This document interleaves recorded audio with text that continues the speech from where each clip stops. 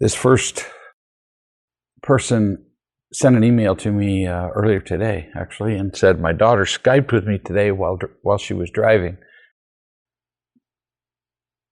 I've got to wonder if that included the video, but it might have. During our recent visit, I saw her changing music, checking her map, and answering calls while she was driving. It made me very scared, but I didn't say anything. I've tried to talk to her in the past, and she's dismissed my concerns. I realize that her calls to me are mostly meaningless since she is so distracted. Everything I think of to say turns out to be a demand. That never works. She also has my grandson in the car, and I don't want to witness their crash. So trying not to be too dramatic, but wondering what to do. You can't make her do anything. She's an adult. And if you push her, you'll push her away. So you either get to say nothing, or my own kids have occasionally talked to me on the phone, and if my response is 0.04 seconds too slow, they're pretty smart kids, and they say, "Are you typing?" And then, of course, I stop typing and say, "No." It is a reasonable thing to say to somebody, "Would it be better for me to call you back when you're not distracted by other things?"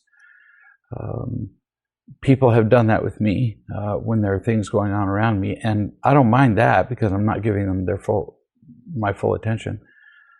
But to tell her that she shouldn't be driving, playing golf, playing with the kids, eating out of her McDonald's bag while she's driving, she's going to take that as controlling. And you're going to know in an instant if you make any suggestion about calling back at a time when she's less distracted. So you could try it once, but like you said, she's dismissed your concerns. So I would try it for the different reason, but you can't control her. Despite your fears, you just can't do it. And if she winds up dead, then you get to go. I know somebody who was texting and died and left a baby behind for her husband and others to take care of. And she never listened to anybody tell her anything that she was doing that was going to hurt her. So unlikely you're going to make a difference here. Here's somebody who said, "Mary is one of the tenants in one of our rental properties. I recently informed them, the people who live in the rental properties, that we would be having smart meters fitted instead of the old existing gas and electric meters." This is a European thing because I have no idea what a smart meter is. I just barely learned what a smartphone was. The government is offering the smart meters free because they want every house to be fitted with them by the end of 2019. Somehow they end up saving energy. So really not much choice. I mean, you're going to put the smart meter in now, or you're going to put it in within 2 or 3 years. So letting your tenants know is nice of you, but you didn't really even have to do that because the government's already announced it, and I'm sure everybody's heard it. Tonight I received this message from Mary. Mary said, "I went from zero to drama, which involved me believing the lie that I had no choice when I was told that we would be getting a smart meter. I've read up on it a lot. When people say a lot, that means you're supposed to bow before their superior wisdom. I've read up on it a lot, and it seems that there are adverse effects on health due to the radiation they give off. Maybe. And I can't tell you whether smart meters are safe. I can tell you that there are fear-mongering people and groups who make a living and give themselves a purpose, a sense of purpose, from exciting people's fears. Everything from Name a thing. Name a compound. Name a food. Name anything, and somebody has claimed that it's dangerous. Immunizations, high tension lines, gluten, infections that you've never even heard of because the people who tout that they're dangerous and killing you have no medical studies to prove they even exist. Tooth fillings, it goes on and on. I'm not saying that none of these things has any danger, only that there are always people who are anxious to magnify the risks and gain attention from doing that. That's all. And they make these claims almost invariably without any medical studies. So the people who claim that vaccines cause autism, for example, oh, it's a really common thing for, I call them the medically marginal, to make this claim. And yet the American Pediatric Association has done a study of thousands of kids and found no association between immunizations and vaccines. And then, of course, the fearmongers always jump in with, yeah, well, they know, but they're not telling you. I was a surgeon for 20 years. If somebody found something that nobody else had found, they'd be the first person up on the dais at the convention claiming that they were the first person to find the association so that whatever disease it was could be named after them. Doctors don't get together and collude to keep people from learning about a cure. They're way too proud and greedy to do that, I assure you. No, they found, in fact, that the incidence, there's no connection with autism. They found that the numbers of kids who died because they weren't vaccinated was way higher than in any even possible association of deaths with vaccinations. Enough of that. I'm just telling you that there are fear mongers everywhere. And every day you read in the newspaper about something else that causes cancer, which includes everything around you and everything you've ever eaten, looked at, or touched or worn. The renter continues. I could include information. Oh, this is the tenant. I could include information to support these claims if you did want to take a look for yourself. This is always famous people who are supporting these claims, but without any medical studies. Speaking for myself, I would like to make a request. Would you be willing to look at any other options that might be available? She says to the person who owns the building where the tenant is. And the owner says, how do I lovingly respond to this? Should I look into alternatives for her? Apparently, these devices do emit some radiation. By the way, anything run by electricity emits radiation. People, oh, the word radiation, shoot. Radiation just means going out from. That's all it means. And so everything that's run by electricity has electromagnetic radiation. When you speak, your voice radiates from your mouth, to give you an idea. And so apparently they do emit radiation, which is a bit higher than a mobile phone or Wi-Fi, both of which this lady uses in her house. So you can do what you want, but I would say this, something like this. The government is in the process of fitting all residences with these devices. They have studied the safety and decided that they're safe. I'm sure you can find people who spread fear and will say that they're not. But we will be installing the smart meters, which emit radiation similar to the phone and Wi-Fi you presently use. Now you can choose whether to live with it or find a place which doesn't have them. But in the very near future, you will not be able to find such a dwelling. So just informing you what your options are. And then you live with whatever she does. If she decides to stomp out, it's not unlikely that she has other things that she would complain about. You just can't make everybody happy. Can't do it. Here's somebody that says, was wondering if you talk a little bit about this on Tuesday. What does it matter Or why does it matter if someone I don't know or haven't met loves me? Like on a conference call, or a wise person that I would call that I don't know. Why do I care? Why should I care? I don't know them, so what does that do for me? It's been my discovery, and we learned this like way back 20 plus years ago, that very often it's actually better to be loved by somebody you don't know. Why? Because their judgment is not clouded by what you have up to this point done for them or to them. They're less likely to have expectations of you. They have a clearer vision of you without a past. And because they can see more clearly, often, not always, it gives you a better sense of who you are, providing, of course, that they're not obviously completely empty and afraid. So it really doesn't matter how well they know you. I see people every day whom I have never met before, and they can feel the love without me knowing anything about them. I very often just sit and look at people and love them without speaking a word for quite some time.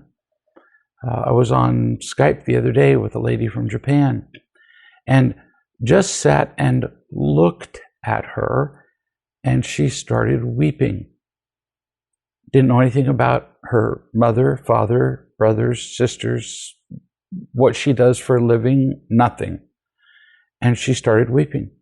And she said, I can feel it. So, yeah, we really can feel extraordinarily loved by a complete stranger. This is a father who's writing to me. He shares his children, or the time with his children, 50% with his ex-wife, who is completely selfish, and that's not just from his observations. I know her, and so she is. And she wants nothing to do with raising the children or talking to him or anything that doesn't directly benefit her. If it doesn't benefit her, the answer is no. Well, in the home, unfortunately, both homes, depending on where they are, there's an 11-year-old boy who is being bullied at home by a 15-year-old boy, his older brother. This is devastating. In fact, recent studies have proven that, we've known for a long time that being bullied at school is really devastating. Everybody has almost has high school experiences where they were bullied and they just hated it. Columbine was a place in Colorado where, 2 kids came in and shot up the school because they'd been bullied. So everybody understands school bullying. But they've now proven that being bullied at home is worse. You go to school for a few hours a day, you might be in the hallway with the bully for a few minutes. At home, you're subjected to the presence of whoever's bullying you all the time. And it's awful. So I suggested that if the mother did nothing, that the father teach the boy so what his options were. And so the boy would just walk out of the house if the 15-year-old boy, because the 15-year-old boy would hit him. I mean, punch him, throw him down, hit him. He would walk out of the house. He would go to a neighbor's house that he'd arranged to do this with ahead of time and call the police, and then the next day call social services. Well, eventually the judge ordered a study, and now there's the possibility of the mother losing all of the children entirely. That helped. What really matters is kids hate being bullied because they feel helpless and hopeless and hurt. They feel trapped.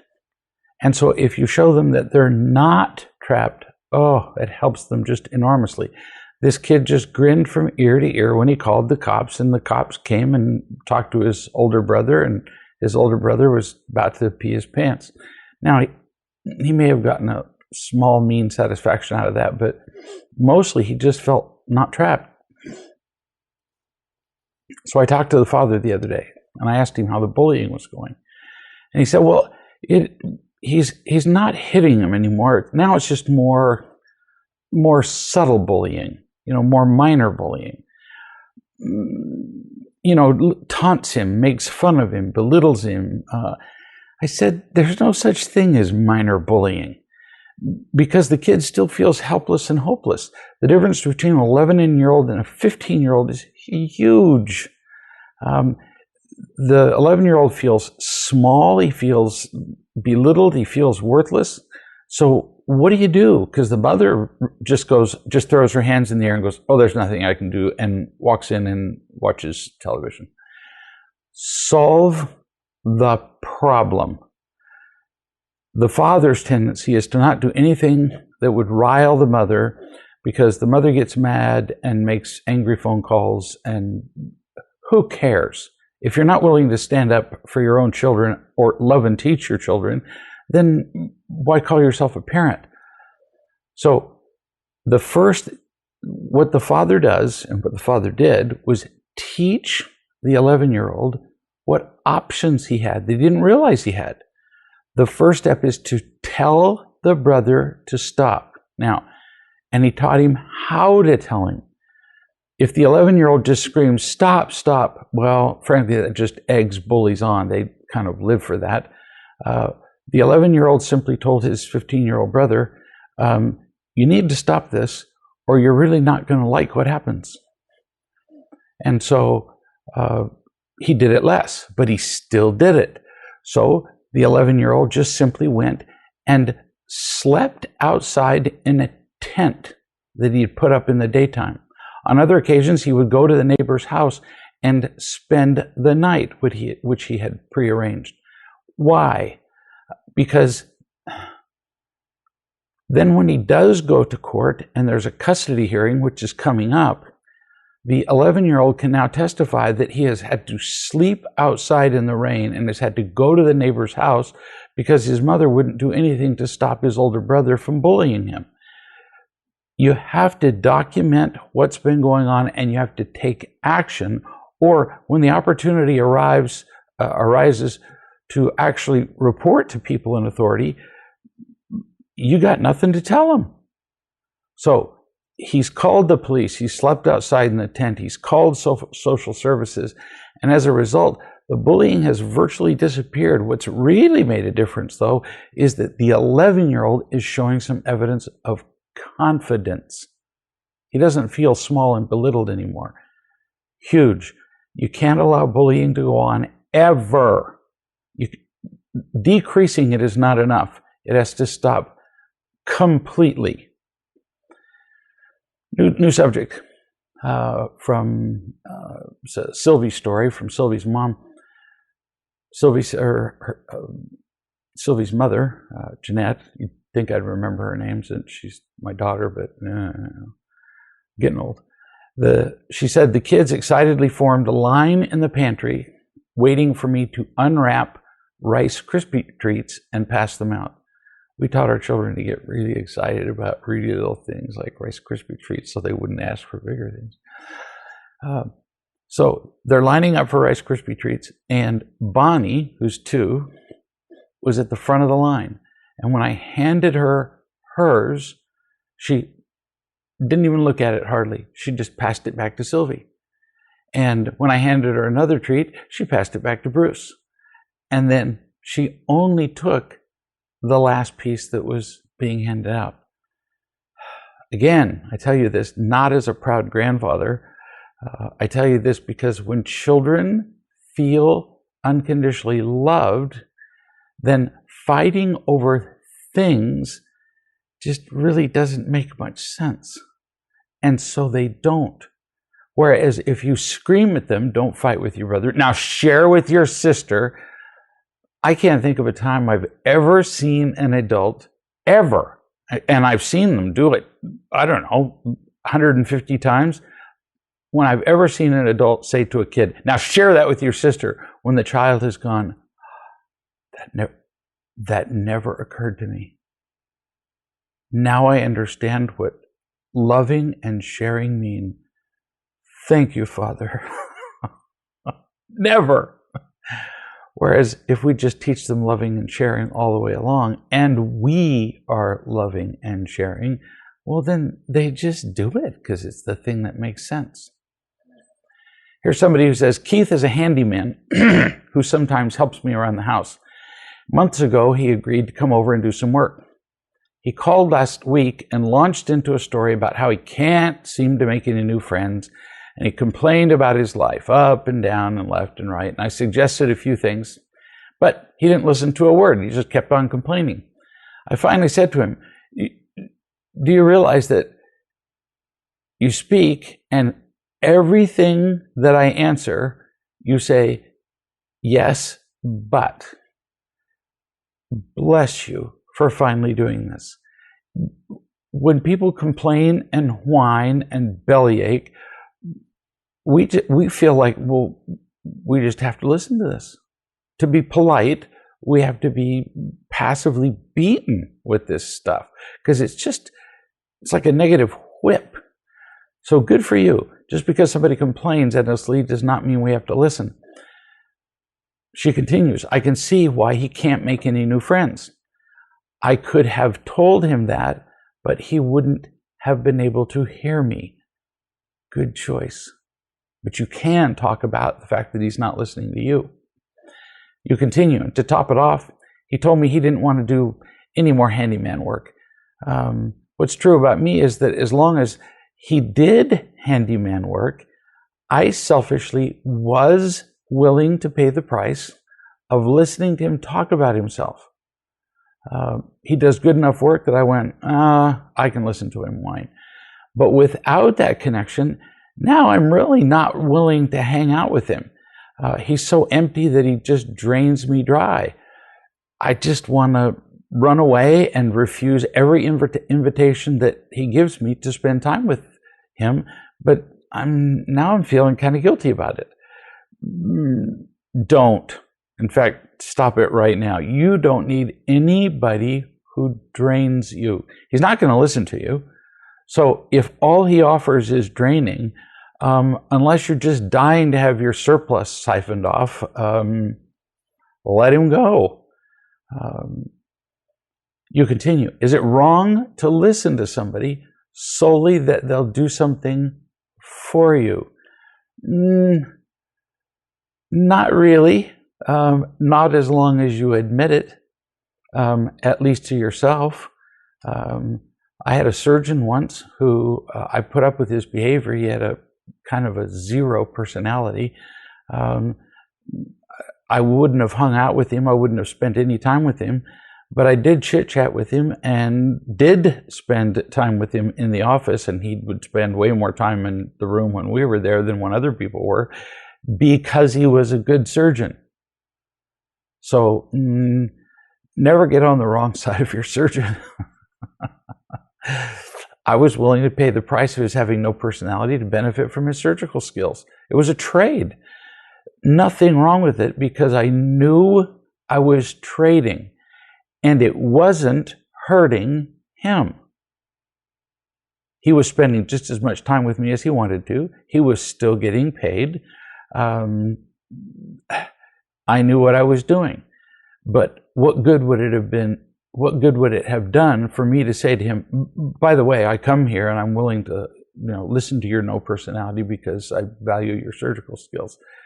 Yeah, nobody would benefit from that. So I would sort of leave that part off, especially right before he'd operate on me. Here's somebody who says, a neighbor asked if I could walk her dog for 3 weeks while she was out of town. I agreed. After the first week, she called to say that they weren't going to pay me until the end of the next week. Okay, I was surprised, but I was okay with it. They did pay me after week 2, but they were $10 short, which they gave me when I asked for it. Oh, how much easier life gets when you realize that most people consistently act in their own interest. I was in the Air Force for 3 years. And I'd hear people gripe and complain and moan about the bureaucracy and about the establishment and about the military. And I said, hey, whoa, stop. When have you ever seen the military do something for you alone? Because they cared about you when it didn't benefit them. Well, never. Then why are you whining? You've known this. Have you re-enlisted since the time you've been in the military? Yes. Well, then you knew they were like this, and yet you re-enlisted. Then shut up. It's much easier to understand what people are like. They've learned that if they make things difficult enough for you, like these people who wanted their dog walked, they've learned that eventually you'll give up, and then they don't have to keep their agreement. There have been various periods of time over hundreds of years. Some of them have been famously publicized, where fly-by-night insurance companies have gone around selling insurance policies to people, charging them lower rates than most insurance companies, because their standard reply to every medical claim is, no, this isn't covered by your insurance. No, this isn't covered. No, this isn't covered. They've done the calculations and discovered that it's cheaper to say no and risk the occasional lawsuit than it is to keep the terms of the contract. And that's what these people are doing who are asking you to walk the dog. You continue. Then I walked the dog for the last week, and they didn't have money to pay me then, but they promised to later. It was pretty clear to me that they are totally unorganized for many reasons, none of which matter here. If it was clear to you before being asked to walk the dog that they were disorganized, that would probably be a clue. People disorganized tends to equate with being irresponsible. I was angry, you continue, because I needed the money. I walked with a neighbor and I gossiped at length about how the dog owners didn't pay me again. Of course, I told myself that if they had paid me like they were supposed to, well then I wouldn't be gossiping about it. So it couldn't be my fault, right? It's a great excuse for gossiping. I realized that I have huge expectations that people not take advantage of me. I just had a text from a lady today who has been unhappy for quite some time about a tenant that she has who behaves badly and has caused her legal difficulties and so on. And she said, well, how do I deal with this unfairness? It's the price of being alive, honey. The price that I pay for being able to make the choices that I want are that you get to make the choices you want to make, including the incredibly selfish and stupid ones that get in my way. Almost everybody hates being taken advantage of. It helps to realize that it's just the price of interacting with people. Some people will take advantage of you, and it's better to be taken advantage of from time to time instead of being overall untrusting of people and wary and afraid. So my own personal belief is just keep trusting where there is any possibility that you can. Not necessarily in this case. If somebody has proven that they're not worth trusting, well, then I won't. But on the whole, I just trust people and accept that there's going to be an inevitable occasional betrayal, just part of life. You continue. I made a conscious choice to let the money and the resentment go. Good for you. If I got paid, good. If not, well, whatever. I also was debating whether or not to call and ask without anger for the money one more time before dropping the entire matter. Well, you'd only asked once, and so I would definitely call one more time. The reason these people get away with this kind of behavior is because most people they just get sick of dealing with them. You had a contract. You have a right to an expectation. She wrote me later the same day. She said, almost immediately after writing you, the dog owner said she was coming over and giving me the money. Well, nice conclusion. But it doesn't always turn out that way. If you decide not to get upset, however, you always win. This is from a young lady who broke up with a truly horrible boyfriend. I got to speak with him, so I walked back into the next room after Skyping with him and said to her, you don't ever need to tell me another single thing about this kid again, ever. One of the most hateful, selfish people I've ever met. So she broke up with this guy who was selfish, he was abusive, and she told me that a guy at work was hinting that he was now interested in her, about apparently 3.5 minutes after she broke up with her old boyfriend. He used the old, there's this girl that I like, he says to her. He's asking her for, kind of like dating relationship advice, kind of like, when you say to people, I have a friend who, people still occasionally do that with me. They say, I have a friend. I say, you mean you? How did you know? Because of the way you said it. Well, and because you have no friends. No, I don't say that. So he used the old, there's this girl that I like, and he asked her for advice. And he asked me what to do. So before she saw him again, he wrote her. His message to her was this, quote, one last thing before I go, and I hope it doesn't ruin your evening. I've had a blast being able to talk to you tonight. Smiley face. I know I've been a bit coy and darting around, quote, this girl, end quote, that I like. I don't know if I've been so shy of mentioning it that it hasn't been noticeable, but I just want you to know that I'm rather fond of you. Now, that doesn't mean I'm going to be chasing you down for dates and making awkward passes at you or making work a terrible place. Because remember, they work in the same place. And as you gather respect your current state of affairs, and I respect your current state of affairs, meaning she'd just broken up with her boyfriend, although his respect for her current state of affairs was fairly brief. And I'd never dream of making a pass so soon after everything you're going through, odd, since that's exactly what he's doing, or at any other period of time. But I've always had so notice he's going, I'm not really doing this, and this, and names exactly the things that he is doing. But I've always had a soft spot for you, and I just want you to know that. Well, he sounds like a kind of tentative, really not aggressive guy.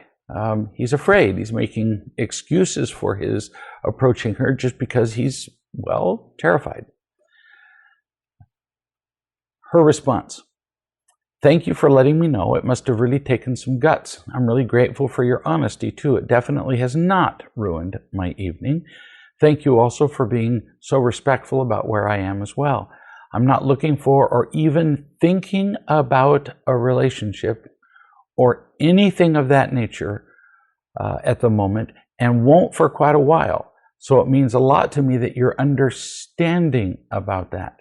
You don't need to worry or apologize one bit. It won't be awkward.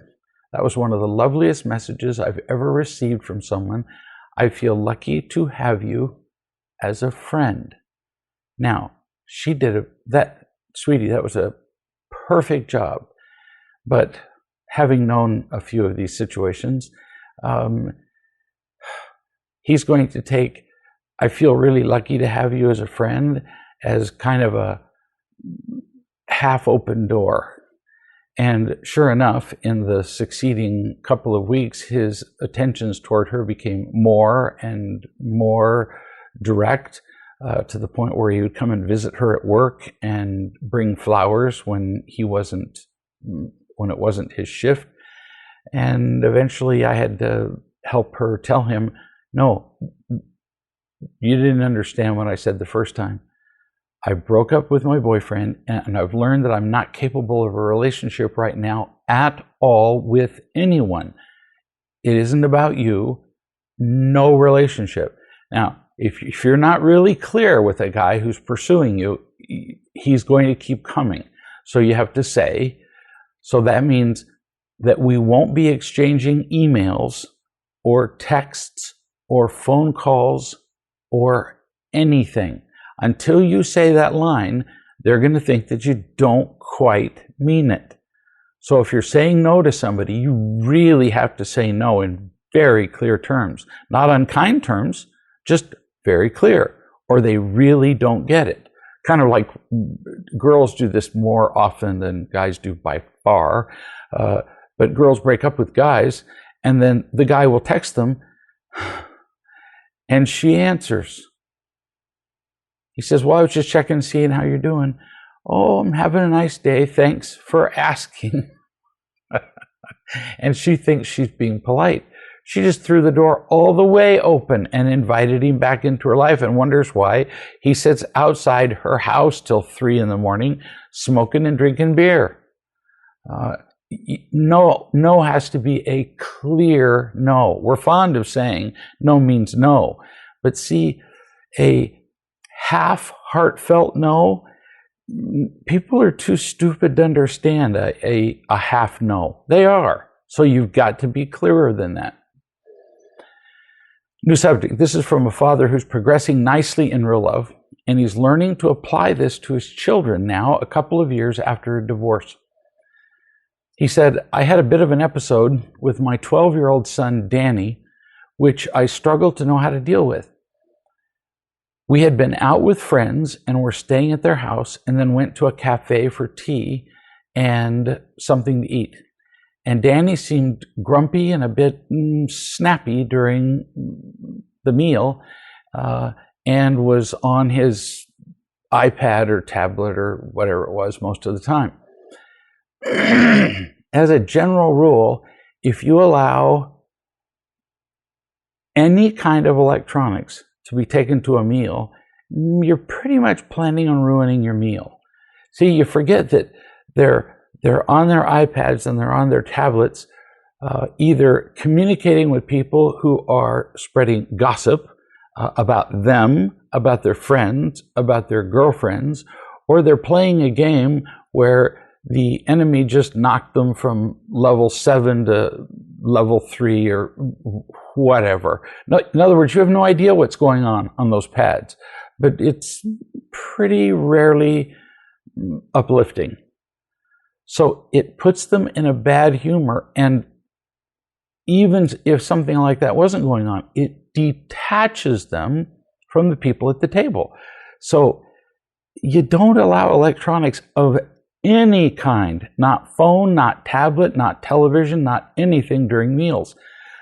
Multitasking actually stresses people and contributes toward their being irritable, prevents connection during meal times. Overall, electronics are vastly overused by kids, and that's now been proved by uncounted studies. Father continues, on the way back in the car, we had a friend with us, and Danny was in the back with Tiffany, who I assume was his sister, and he was getting excessively and ridiculously worked up about Tiffany just playing with a little toy she had. My comment, see above, what we've been talking about. The kind of stuff that people do on electronics tends to foster competitiveness and isolation. So then if anybody does anything that irritates them while they're losing or intrudes on their isolation, then they're going to react. So by your allowing him to use the electronics, that's what led to this. The father says, I told him that I was going to pull over on the side of the road and he could get out of the car and rant to himself outside in the woods, as I wouldn't permit anger in my car. Oh, bless you, Father of the Year. When I did, he refused to get out. That's easy. So I confiscated his tablet. And because he continued ranting, I put a timer on, I assume on your own electronic device, your phone, and told him for every minute that he carried on, he would lose his tablet for a day. It doesn't take kids very long if you then enforce the consequence to catch on that behaving badly costs them. It does everywhere else in life. You miss work, you don't get paid. You're disrespectful consistently enough to your boss, you get fired. And you don't get to say to your boss, well, I'm going to call my mommy and she's going to get my job right back. Good luck with that. The father says, I also said that he had to apologize to Tiffany for being unkind. And he did say, I'm sorry, you idiot, to his sister. I could picture this easily, which I said didn't count. Smart of you. In fact, I would suggest to everybody who's listening that when it's a child's opportunity to tell the truth about their mistake, if they do it with any attitude, it doesn't count. And if they want to sit in the room for the rest of their life, till they're dead, until they can say it sincerely, well, that's fine.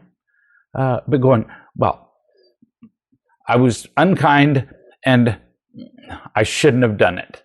See, that's not an apology. In fact, it's another attack on top of the one that was there before it. The father says eventually after 8 minutes, which is 8 days without his iPad, he quieted down somewhat, although he was clearly still very upset. And we continued on our journey. I nearly made our friend late for their appointment. Worth it. He has to get this, your son does, or he will be stuck in a pattern of detachment from and disregard of people that will cause him great harm.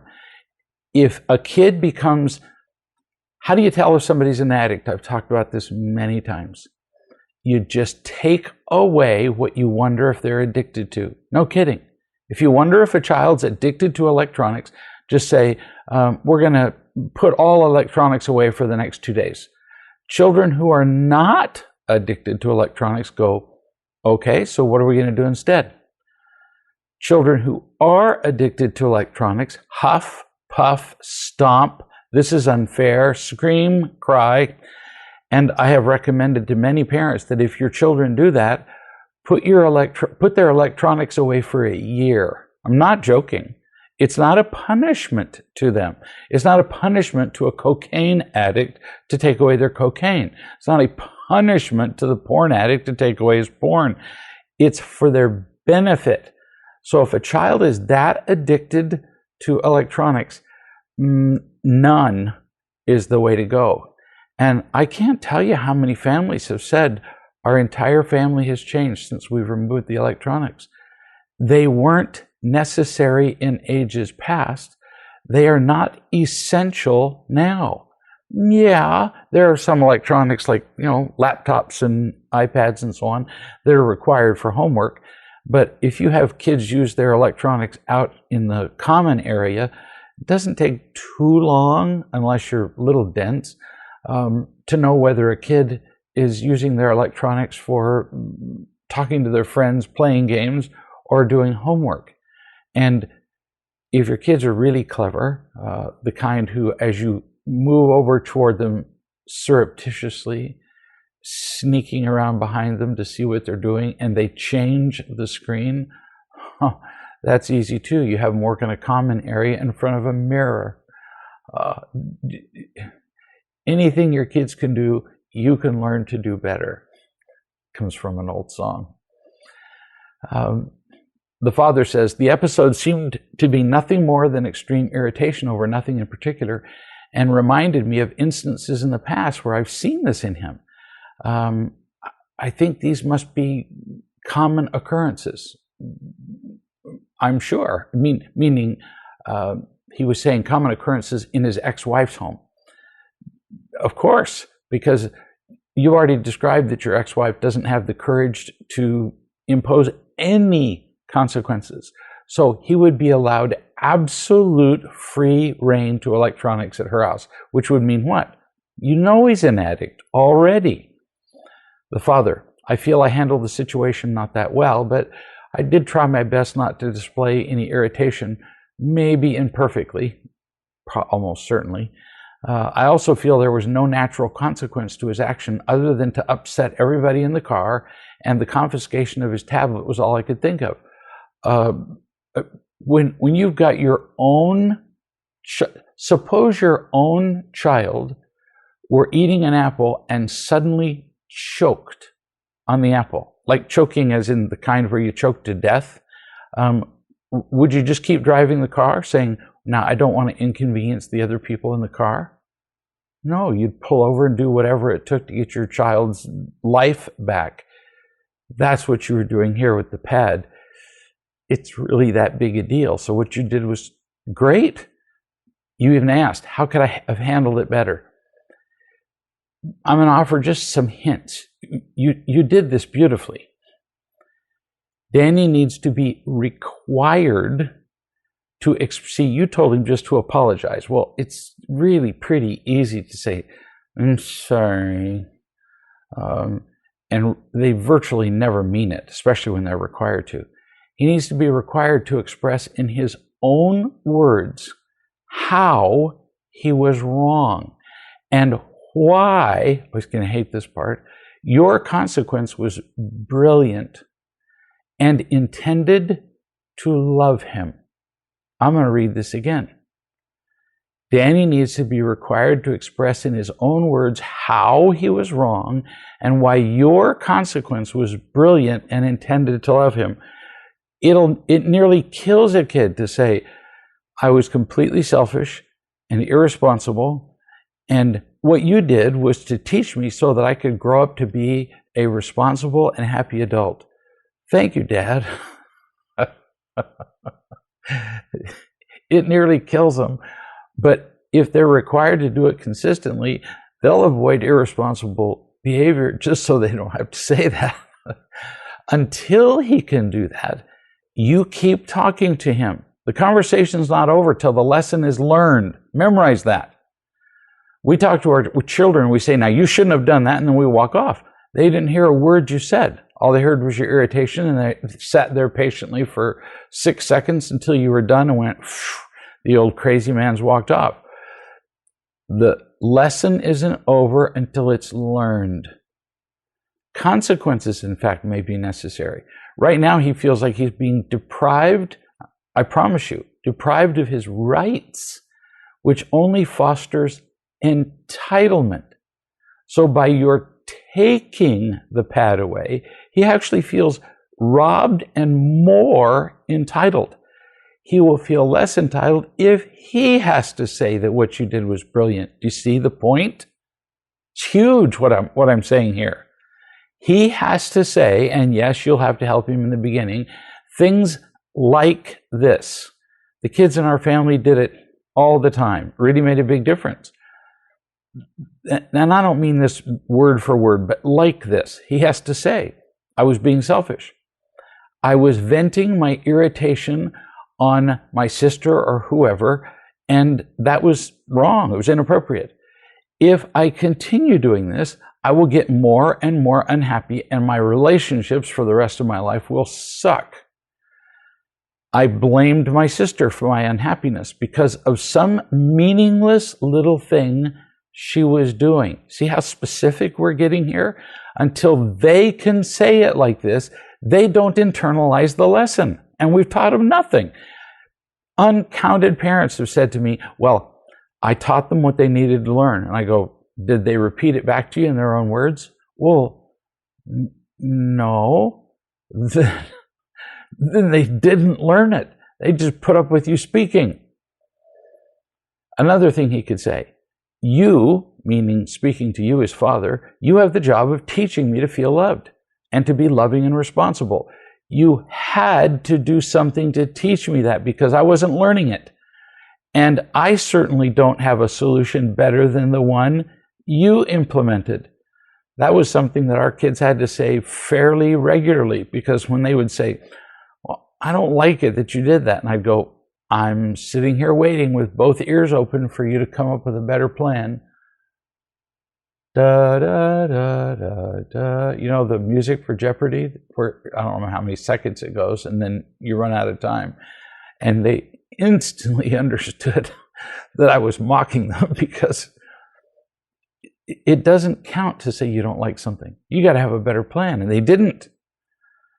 And then eventually he has to say something like, and you're going to have to work at this one thing at a time. There's no way he's going to say this all at once. Thank you, Dad, for loving and teaching me here. Now, there are many people listening to this going, oh my gosh, I can't imagine my children saying I was selfish, venting. If I continue this, I'll ruin my life. Thank you for doing your job as a parent. But if you do this consistently, they will say it. And eventually, they'll mean it. And you will only have, saved your children's lives. So I would say it's worth it. New subject. Why is it so excruciatingly uncomfortable for most of us to hear someone else telling the truth about themselves? Like in a group. And I've seen this on many occasions. So first, when other people are telling brutal, uncompromising truths about themselves, deep down, we know that we hide similar truths. And we want to keep them hidden. It makes us uncomfortable that somebody is doing something that we don't want to do. Second, we're very uncomfortable with such truthfulness because it's so unfamiliar. It's just a really odd feeling to see somebody tell the truth about themselves. And third, we want the truthfulness to go away so we can go back to our hiding. The person who wrote said, I asked this with particular reference to the TV program, and the TV program that was recently aired in the UK, where Pete and Nikki talked about infidelity. And I talk about this in reference to Pete's brutal honesty about his behaviors during our marriage. I'd forgotten who'd written this. So this was obviously his wife, Nikki. It even seemed to leave some people in the real love community feeling a bit uncomfortable. And my own brother was absolutely horrified, but I'm not sure why. Well, I just gave you at least 3 reasons. The world is utterly filled with lies and liars. We do it to keep up pleasant appearances, and the truth cuts through the lies that we've become comfortable with. Possibly why it's a custom in most cultures to immediately cover a dead body, for example. Who's comfortable looking at a dead body? So if something's uncomfortable, poof, we just cover it up. Even on a battlefield, they'll do that with blankets. We don't like to see the harsh truth. Nikki continues, in addition, newspapers reported the program as being unusually and uncomfortably frank. And Twitter users were absolutely outraged. Imagine that. People outraged that somebody else is telling the truth. But we just talked about some of the reasons why that would be true. Even though it's reported that 1 in 5 people have an affair, that's a really gross underreporting. Some studies that I've seen have said 40% of people have an affair, and some specialists believe that it's way higher than that.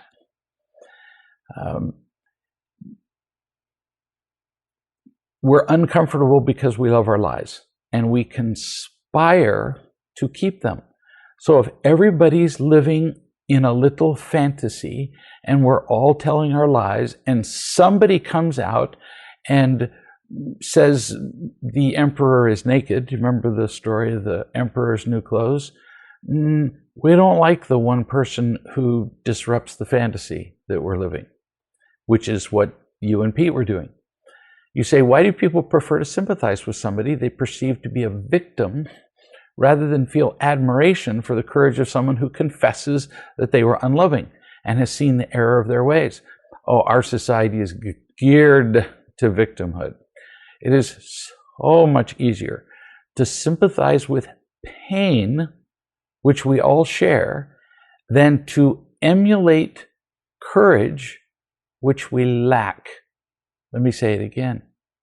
It's so much easier to sympathize with pain, which we all share, than to emulate courage, which we lack. When we see a victim, that's easy, because we are.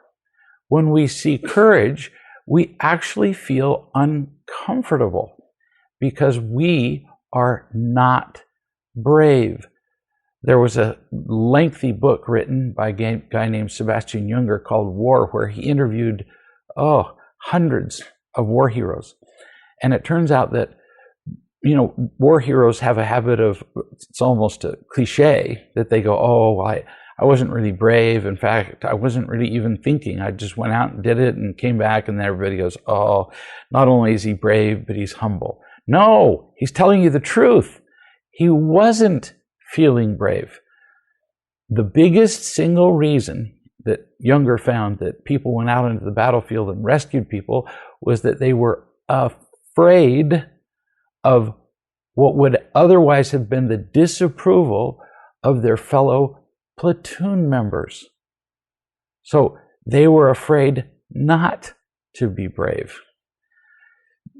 That's how we feel when we see people being brave, telling the truth about themselves. It scares us.